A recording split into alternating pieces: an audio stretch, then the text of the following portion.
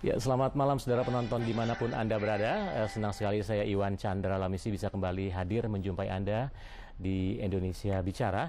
Malam hari ini kami akan membahas sebuah topik yang sangat menarik, yaitu mengenai pembubaran ormas radikal.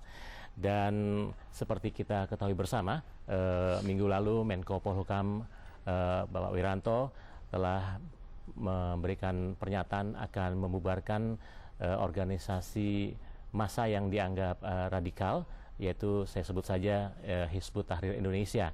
Dan malam hari ini kita akan membincangkan mengenai organisasi yang disebut radikal itu yang seperti apakah menurut peraturan perundang-undangan, dan bagaimana mekanisme kita cara membubarkan organisasi massa yang radikal tersebut, dan juga kedepannya seperti apa seharusnya pemerintah memaintain organisasi-organisasi massa yang banyak tumbuh di Indonesia, karena biar bagaimanapun mereka ini juga adalah warga negara Indonesia yang tentu kepentingan ataupun hak-haknya juga untuk berpendapat atau membuat satu wadah organisasi juga tentu saja dilindungi oleh undang-undang.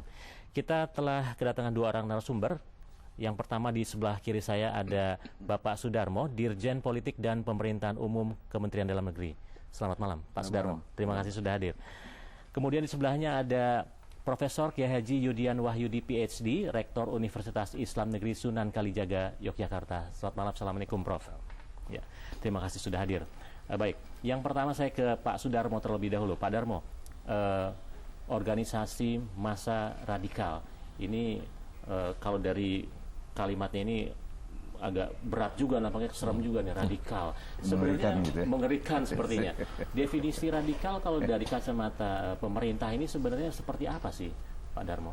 Ya, jadi begini, yang kita kategorikan sebagai kelompok ataupun gerakan-gerakan yang radikal ini adalah mereka yang selalu kegiatannya selalu bertentangan atau anti dengan Pancasila atau bertentangan dengan konstitusi NKRI.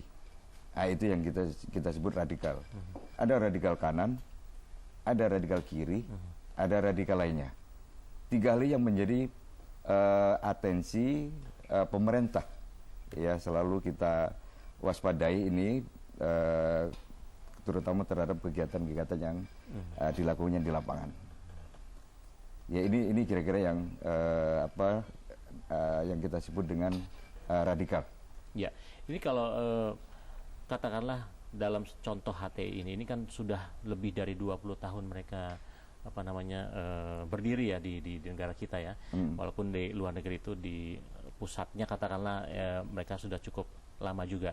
Tapi mengapa baru sekarang seolah-olah pemerintah memberikan perhatian sangat khusus dan ingin membubarkan mereka? Ya, ini yang perlu kami jelaskan ya, bahwa sebetulnya pemerintah ini mengumumkan pembubaran terhadap ormas HTI ini bukan tiba-tiba. Ini perlu kami jelaskan dulu ya, bahwa pemerintah melalui Menko Polhukam menyatakan dan memutuskan bahwa ormas HTI itu sebagai organisasi yang harus dibubarkan. Karena ini sudah melalui pendalaman yang cukup panjang. Sudah melalui kajian-kajian yang cukup panjang berdasarkan fakta-fakta ataupun data-data yang kita peroleh di lapangan. Jadi kalau dulu kenapa kita belum membubarkan, belum ada keinginan untuk membubarkan, karena kita kan masih belum mendapatkan data-data yang lengkap nih.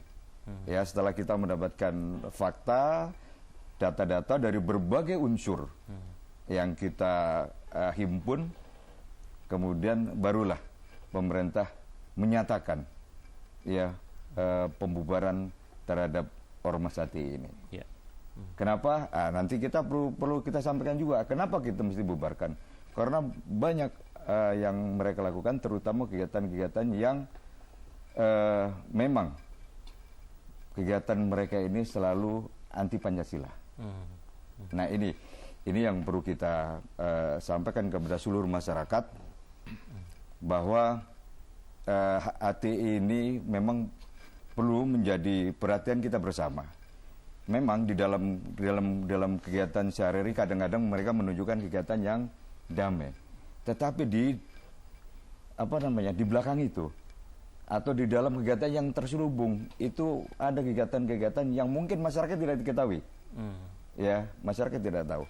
Seperti saya sampaikan, ada strategi dan metode ya yang selama ini masyarakat tidak tahu nih.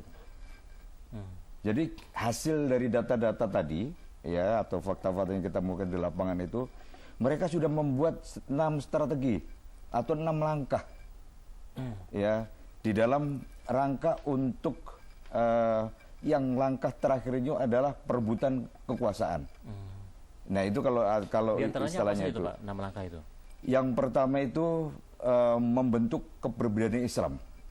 Kepribadian Islam. Ya, yang pertama ya membentuk kepribadian Islam. Kemudian yang kedua adalah gerakan untuk merubah ideologi nasionalis menjadi internasionalis Islam.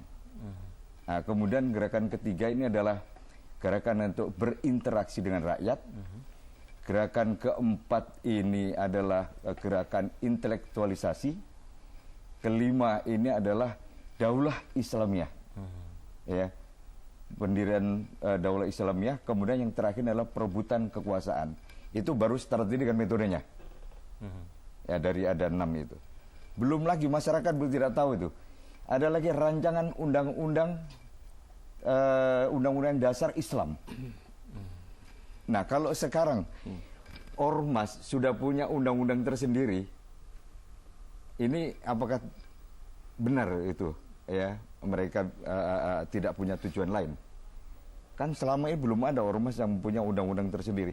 ADART ya punya ADART, tapi undang-undang dasar Islam mereka sudah punya konsepnya. Ya.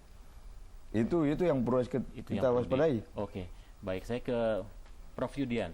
Kalau dari apa yang disampaikan oleh Pak Sudarmo tadi, ini sepertinya organisasi massa yang dicap radikal ini bisa tumbuh berkembang di Indonesia ini. Sebenarnya apa yang membuat masyarakat kita kok tertarik ikut masuk ke dalam katakanlah HTI seperti ini? Ini kan mereka kan bukan kelompok yang baru berdiri ya, udah lebih dari 20 tahun, tapi kan semakin lama semakin membesar. Ini apa sih yang membedakan dia katakanlah dengan itu, NU atau Muhammadiyah misalnya? Yang pertama sekali itu karena pengalaman hidup di gerakan nasional itu baru di dunia Islam. Ya, jadi kalau resminya kira-kira dengan dibubarkannya khilafah pada tahun 1924. Ini dunia Islam pada umumnya baru masuk ke negara nasional. Yang berarti bahwa Islam bukan menjadi negara, hanya sebagai bagian ya, subculture atau apa. Nah, pemerintah ini terjadi perubahan radikal dari yang sebelumnya. Karena sebelum akhir Perang Dunia I, negara di dunia ini pada umumnya negara agama. Ya. Nah, Islam yang paling terakhir masuk ke negara bangsa ini. Jadi nation state paling akhir. Setelah Barat sudah semua. Nah, padahal khilafah ini pernah berjaya di dunia. Sebagai contoh misalnya, Taqiyuddin Adab-Khani, pendiri HTI, HAT ya, internasional yang orang Palestina ini, mengatakan apa? Salah satu penyebab utama malapetaka dunia Islam adalah karena khilafah dibubarkan. Ya, pernyataan ini benar bagi Palestina. Karena Palestina sudah masuk ke dalam khilafah sejak 637. Sampai nanti lepas 1917 jatuh ke tangan Inggris, ya. 1924 khilafah dibubarkan, 1948 ya, Israel berdiri. Ya. Karena Inggris pemenang perang. Jadi pemenang perang itu the winner takes all. Itu prinsip kenegaraan sebelum adanya PBB. Nah, di sini Palestina lah menjadi negara yang paling sedih dari semua sisa atau bekas khilafah. Ya, Turki itu nanti pecah sebagai the last itu Muslim superpower, khilafah ini kira-kira pecah nggak tahu jadi 40 negara mungkin. Tapi yang paling sakit dari yang ada itu Palestina. Karena dia sampai sekarang belum boleh merdeka, sebagian tanahnya diambil Israel. Nah, dulu pernah menikmati kehidupan yang sangat nikmat selama 1000 tahun lebih. Kemana kira-kira orang Palestina mau melihat? Kan ke masa lalu. Ini krisis gitu maksudnya. Jadi ketika kembali ke khilafah ini sebetulnya krisis yang memotivasi mereka. Jadi kebangkitan ini dimotivasi oleh krisis, oleh keterpinggiran, melihat ke masa lalu. Nah, khilafah pernah jaya. Ini benar bagi Palestina, tapi tidak benar bagi Indonesia. Ya, Oke. saya perbandingkan sejarahnya dulu. 1453, Turki itu menjadi, kalau bahasa sekarang, the only world superpower dengan menaklukkan Konstantinopel. 1511 Turki menggabungkan ya Daulah Abbasiyah yang sering diklaim sebagai daulah Islam terbesar dengan Utsmaniyah atau Turki itu sendiri. Ya. Tapi lihat antara 1453 dengan 1517 di tengah-tengah itu kita jatuh. 1511 kita terjajah oleh jatuhnya Malaka. 1512 jatuhnya Ternate yang nanti secara kolektif kita baru bisa merdeka 1945. Dengan kata lain, kita sudah sakit 434 tahun, Palestina baru bangun sakit. Yang saya maksud ya, kita baru terbebaskan dari penderitaan panjang. Yang hari itu Khalifah tidak datang membebaskan kita, gitu loh. Sebagai the only world superpower. Hari itu. Nah, sehingga bagi Palestina benar, tapi tidak benar bagi kita. Kalau arti khilafah itu sendiri sebenarnya apa definisinya? Jadi gini, kalau di Quran itu pertama ya, Quran itu tidak pernah menyebut kata khilafah. Yang ada kata khalifah. Jadi khalifah itu kalau mana harfiahnya kira-kira orang yang mampu mengelola khilaf dan ikhtilaf. Nah, kalau dia tidak mampu, dia kholaf, tempatnya di belakang. Ya, di surat Al-Baqarah yang sering dijadikan alasan ini, di situ tidak ada syarat jadi khalifah itu agama, itu tidak ada. Apalagi Islam tidak ada di situ. Nah, syarat yang paling penting ada 5, tapi 2 yang paling penting. Yang pertama itu nama-nama, itu ilmu maksudnya. Terus yang kedua nanti menang tanding. Ya, menang tanding ini bisa promosi dari atasan kepada bawahan, bisa aklamasi, bisa one man one vote. Tapi yang ditunjukkan oleh malaikat itu yang ekstrim, kanannya yang paling apa? Perang. Dalam arti perang mengucurkan darah itu. Nah, sekarang kita lihat, ya. Sekarang sarannya itu nama. Jadi kalau saya harus menyebut ini, ya saya mohon maaf umat Islam ini, kalau saya katakan siapa sang khalifah hari ini, itu jawabannya Amerika, Pak. Kenapa? Mari keluarin nama. Kapal induk, ayo. Ayo. Nah, ini ada bandara di atas ada 1.000 pesawat tempur. Kalau punah, berapa kamu? Masih nekat, perang. Nah, yang menanglah yang menguasai.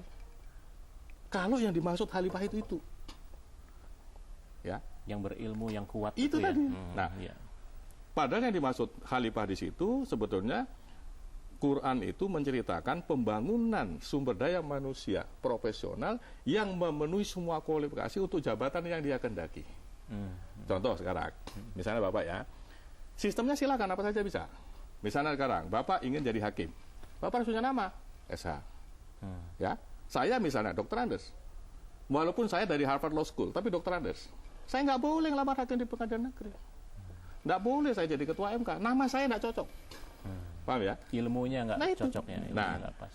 nanti kalau sudah, itu nama-nama loh ya. Nah, misalnya SH, MH, doktor hukum, profesor hukum.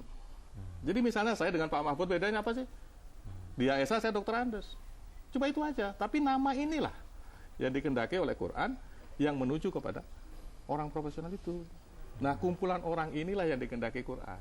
Yang dibangun namanya membangun peradaban Islam itu ini maksudnya. Jadi kalau boleh maaf Prof, kalau boleh saya simpulkan sebenarnya ini khilafah itu arti ringkasnya itu sebenarnya adalah menegakkan keadilan berdasarkan dari orang-orang yang profesional, yang berilmu seperti itu. Kalau misalnya tidak berilmu, tidak memiliki latar belakang yang kompatibel dengan permasalahan, tidak bisa menyelesaikan masalah. Makanya tidak ada syarat agama di situ. Ya. Ini tidak ada syarat agama di situ.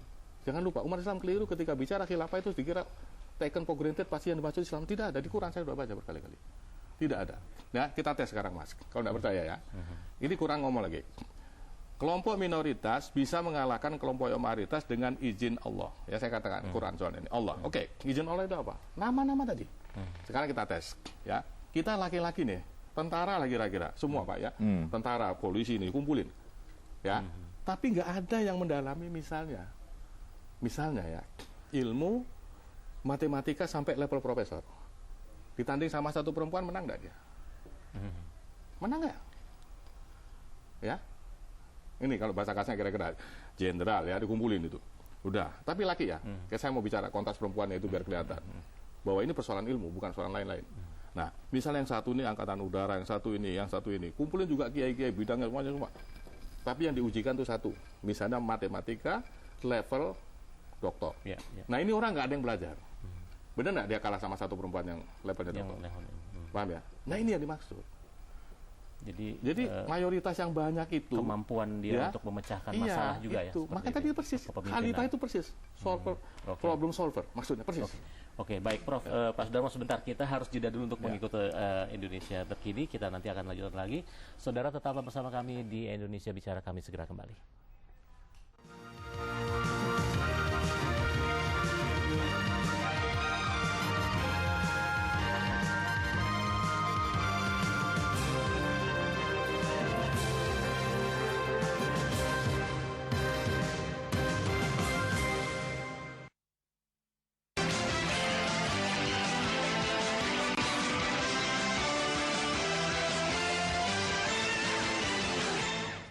Selamat malam saudara, perbarui informasi Anda dalam Indonesia Terkini untuk pukul 21.30 waktu Indonesia Barat bersama saya Ardianto Wijaya. Kapal patroli milik petugas Bea Cukai diserang oleh kapal penyelundup yang membawa massa bayaran yang dipersenjatai petasan dan senjata tajam di kawasan perairan Tambun Tulang, Asahan, Sumatera Utara. Dalam rekaman video yang diambil Satuan Tugas Patroli Laut Bea Cukai Operasi Jaring Sriwijaya ini, terlihat awak kapal penyelundup yang kini telah dipersenjatai terus menyerang petugas dengan petasan berdaya ledak tinggi, sehingga menyulitkan petugas untuk menangkap kapal penyelundup yang mengangkut pakaian bekas atau balpres. Meskipun kapal patroli 2002 dan 2008 milik petugas Bea Cukai terus memberikan peringatan dan berulang kali menyemprotkan air untuk memadamkan api, namun upaya yang dilakukan petugas tetap membuat awak kapal penyelundup semakin berani melawan petugas. Kurangnya pengamanan di laut membuat pelaku penyelundup bebas keluar masuk karena perairan ini berbatasan langsung dengan Malaysia. Dalam penyerangan selama 1 jam ini, petugas akhirnya berhasil mengamankan kapal penyelundup membawa 80 ton pakaian bekas serta anak buah kapal sebanyak 34 orang yang juga merupakan massa bayaran. Mereka langsung dibawa ke dermaga Bea Cukai, Bea dan Cukai Belawan. Ya, saudara, Anda kembali bisa menyimak program Indonesia Bicara bersama dengan Iwan Chandra Lamisi. Saya Ardianto Wijaya. Terima kasih. Sampai jumpa.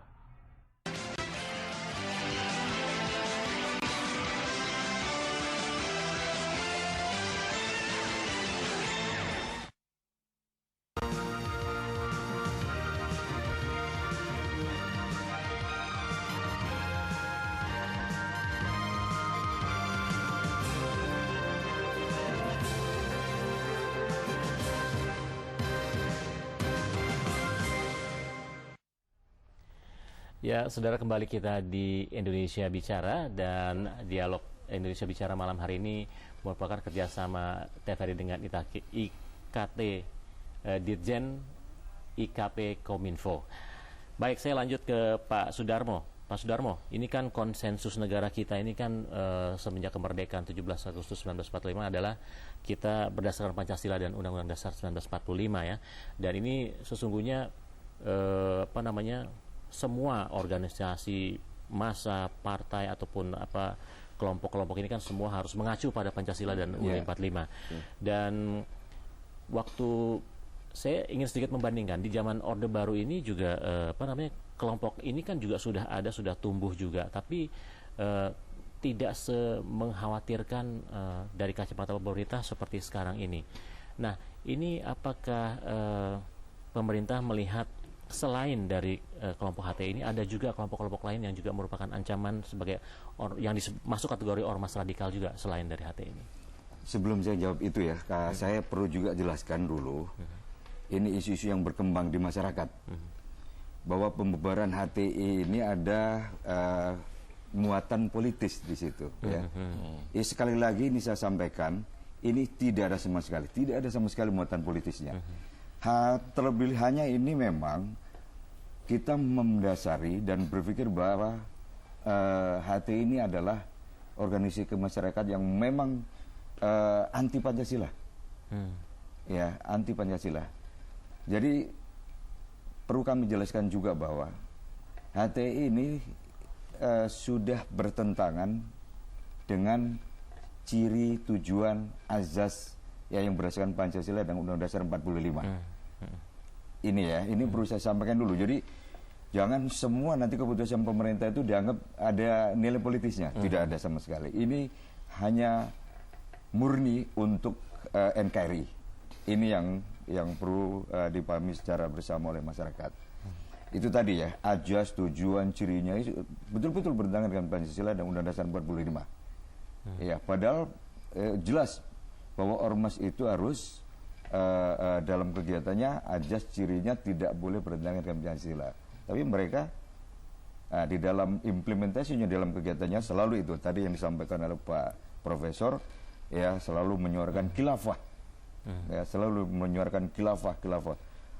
Kemudian yang kedua, termasuk juga aktivitas yang dilakukannya. Ini sudah menimbulkan persoalan tersendiri di masyarakat. Ya, jadi kalau kita biarkan nanti akan bisa menimbulkan benturan dengan masyarakat. Kenapa? Karena hampir seluruh masyarakat wilayah ya, ini sudah ada gerakan-gerakan penolakan terhadap ormas HTI ini. Nah, kalau ini kita biarkan ya, ini kan nanti akan mengganggu stabilitas keamanan dan ketertiban masyarakat. Ujung-ujungnya adalah mengganggu stabilitas keamanan nasional. Ya, ujung-ujungnya lagi mengganggu keutuhan persatuan dan kesatuan. Ya, inilah pertimbangan-pertimbangan itu yang kita lakukan di samping tadi yang sudah saya sampaikan. Ya, yang alasan yang pertama tadi antara adanya strategi, adanya metode, kemudian juga adanya rancangan undang-undang dasar Islam. Di dalamnya kalau kita bacakan, saya tidak hafal ya, secara menyeluruh isinya tidak hafal, tetapi ada hal-hal yang di situ semua mengarah kepada syarat Islam. Nah, ini termasuk di situ di dalamnya itu dia adalah anti demokrasi. Nah, ini yang ada di rancangan undang-undang. Tapi mereka pernah diundang untuk audiensi untuk saya pernah minta klarifikasi gerakan mereka ini kenapa seperti ini dan apakah betul seperti yang pernah begini. Kalau disangkakan? kita kalau kebetulan waktu itu saya masih di daerah, saya sering berdialog dengan pimpinannya, ya kan, bahwa kita sudah jelaskan itu kegiatan HTI ini kan kalau kita lihat itu selalu anti Pancasila. Ya, tapi kan mereka selalu mengelak. Selalu mereka menjelaskan panjang lebar mulai dari ayat ini akhirnya ya ini sama sekali tidak bertentangan dengan Pancasila. Selalu yang disampaikan kayak begitu. Nah, itulah perlu memang ini kesempatan bagus ya barangkali untuk disampaikan kepada masyarakat supaya juga masyarakat paham seperti apa HTI ini, bagaimana organisasinya, bagaimana kegiatannya. Ini kan ini harus betul-betul dipahami oleh masyarakat. Saya nggak ada orang HTI di sini kalau ada yang tanya. Ya nggak apa-apa kalau mau ini ya silakan. Ya kan? Iya. Karena kita ini mengambil suatu keputusan itu bukan serta-merta dan tiba-tiba. Sudah melakukan penelitian yang mendalam. Kita harus berpikir matang. Ini karena pemerintah begitu memutuskan, ya kan? Itu sudah melalui pertimbangan yang matang, melalui pertimbangan yang panjang. Yang hasil itu semua adalah dari himpunan ya, dari berbagai fakta dan data yang ada di lapangan. Kalau misalnya nanti ini kan akan digugat di pengadilan untuk kan bukan harus ada pengesahan dari pengadilan untuk pembubaran ini ya, tidak mudah juga, ada proses juga. Nah, bagaimana kita bisa melihat nanti proses pengadilan itu nanti pasti di luar ada yang bilang ini pengadilan tidak independen, hakim seperti itu. Bagaimana pemerintah mengantisipasi hal ini kalau ada suara-suara yang miring terhadap? Ya sekarang begini ya kan, kalau kita selalu berpikir negatif a priori terhadap pengadilan kita ya pasti berpikirnya kayak begitu ya. Selalu apa yang sudah diputuskan hakim dianggap salah kan gitu, nggak bisa kayak begitu dong. Hakim memutuskan sesuatu, keputusan itu sudah berdasarkan pertimbangan pasal-pasal yang ada di KUHP. Tentunya sudah sudah ada apa namanya fakta-fakta atau pasal-pasal yang mendukung tentang keputusan yang harus dijatuhkan itu kan nggak sembarangan Pak. Kan itu menyangkut juga nama baik hakim itu sendiri, menyangkut nama institusi kehakiman, ya kan? Itu harus dijaga juga sama para hakim ini.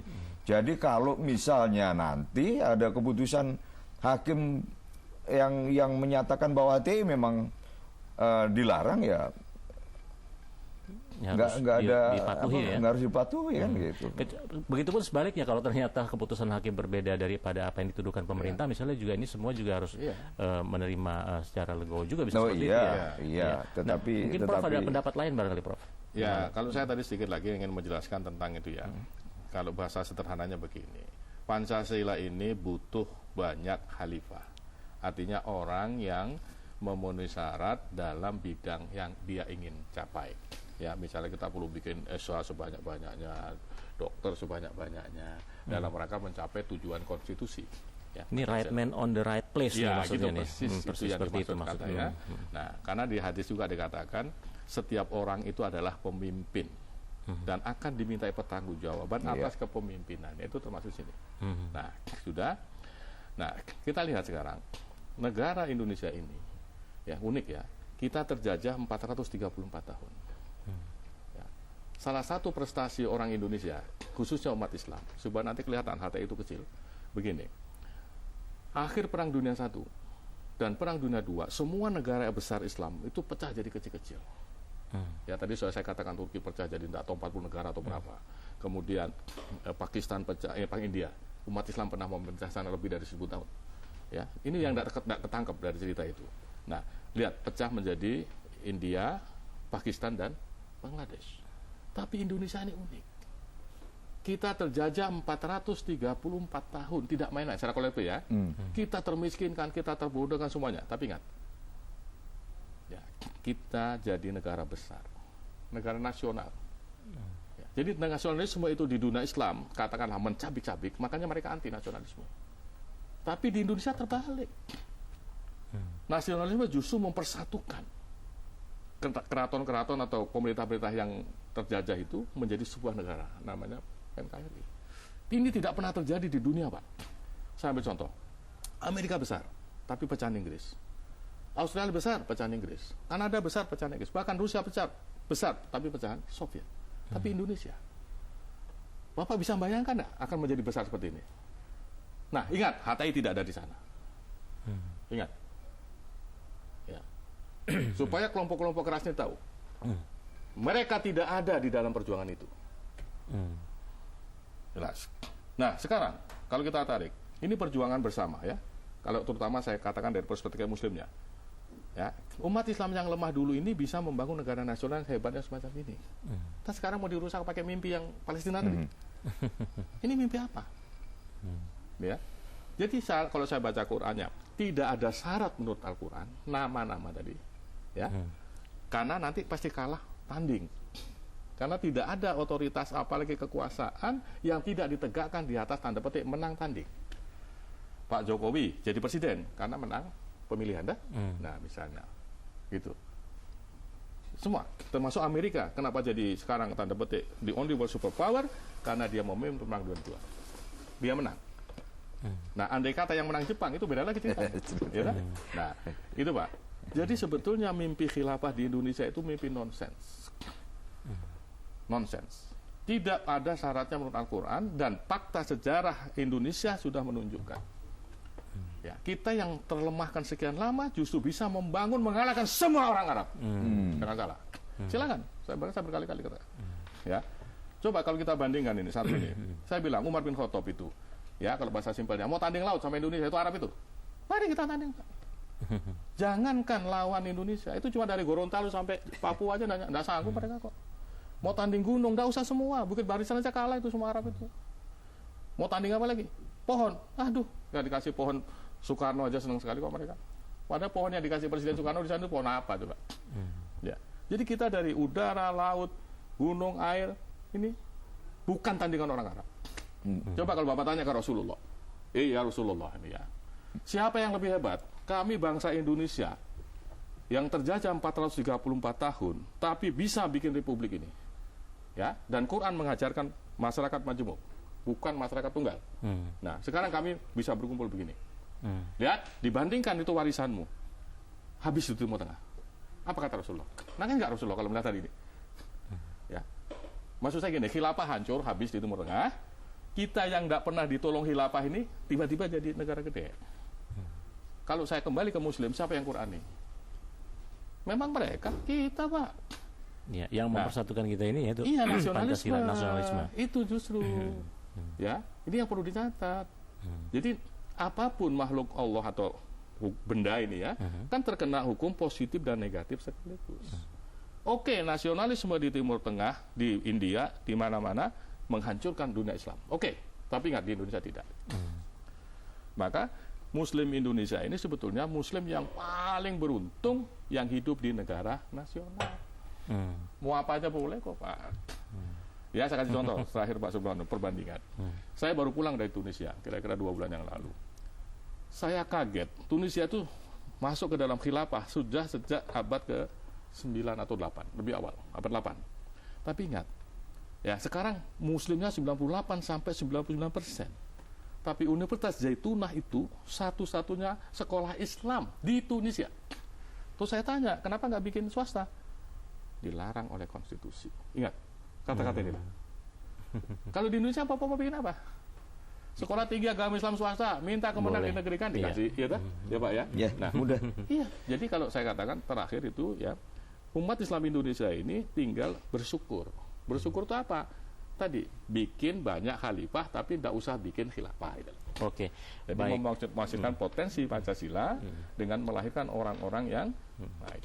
Oke, nanti kita lanjutkan lagi. Mungkin saya menangkapnya mungkin di balik gerakan mereka ini mungkin ada mereka mengkritisi ketidakadilan juga barangkali. Ini yang nanti kita coba bahas lagi setelah jeda dulu Pak Darmo juga Prof. Saudara, tetaplah bersama kami di Indonesia Bicara, kami segera kembali.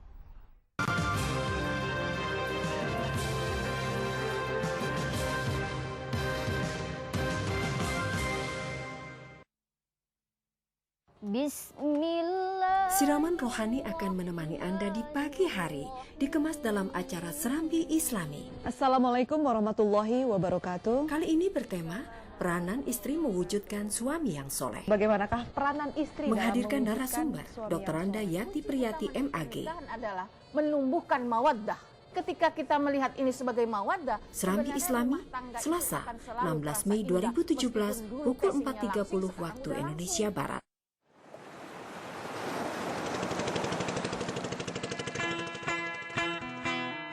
Alam dan manusia merupakan dua unsur yang tidak mungkin dipisahkan.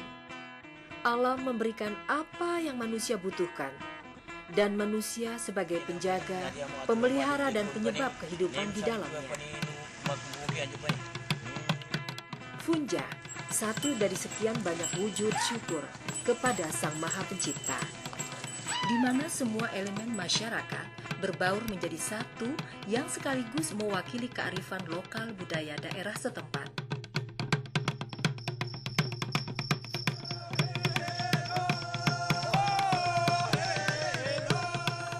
Puji-pujian dan doa kepada Sang Pencipta alam semesta dilantunkan melalui nyanyian-nyanyian. Funja, harmonisasi kehidupan alam dan manusia. Itu salah satunya. Itulah makanya mereka membuat kelompok-kelompok itu kan. Tapi kan kita tidak bisa ngomong secara terbuka Pak. Oh itu boneka juga. Itu Disalahpahami.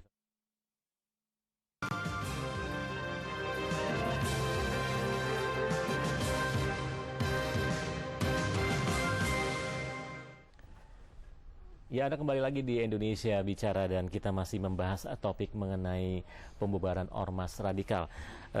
Saya sebentar Prof, saya ke Pak Sudarmo lagi nih. Jadi mendirikan negara khilafah itu cita-cita contoh Hizbut Tahrir Indonesia itu ya. Ini kan juga bertentangan dengan Pancasila dan UUD 45 dan ini disebut juga dengan makar.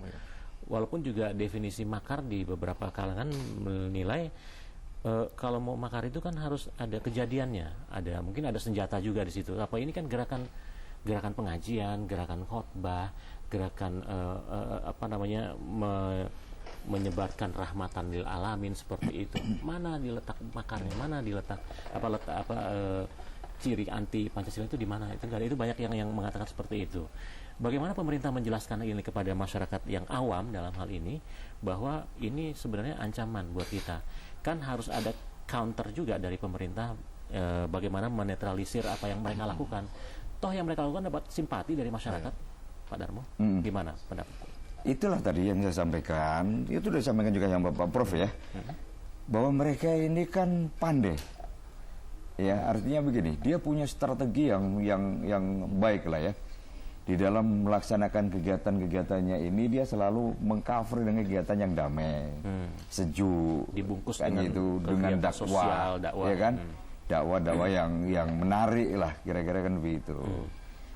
Tetapi kan ini yang muncul di permukaan, gitu ya. Yang muncul di permukaan itu. Tetapi yang di bawah permukaan ini kan yang tidak diketahui oleh masyarakat. Masyarakat secara umum yang tidak paham. Ya, bagaimana kegiatan mereka yang sebenarnya nanti pada saat akhir daripada tujuan mereka ini. Yang tadi saya sebutkan tadi, perebutan kekuasaan. Bahasa Islamnya itu istilamul hukmi. Nah, itu bahasa Arabnya ya. Nah, itu untuk menuju ke sana kan pasti ada langkah-langkah yang dilakukan. Sudah ada contoh di negara-negara lain yang mereka lakukan seperti Iya, sudah banyak. Makanya negara lain itu termasuk negara-negara Islam itu sudah membubarkan. Ada 20 negara yang sudah membubarkan HT ini. Bukan itu, tapi Hizbut Tahrir ya. Sudah ada contohnya Malaysia. Malaysia ini kan negara Islam juga, ya kan? HTI di sana juga dibubarkan. Kemudian Yordania, termasuk di Saudi Arabia sendiri dibubarkan juga. Kemudian Kazakhstan, ya. Kemudian Turki, Mesir. Kemudian termasuk juga Prancis, bukan negara Islam tapi dia juga telah membubarkan HTI ini. Ada 19 negara lah yang mereka itu sudah membubarkan ormas HTI ini, ya Hizbut Tahrir.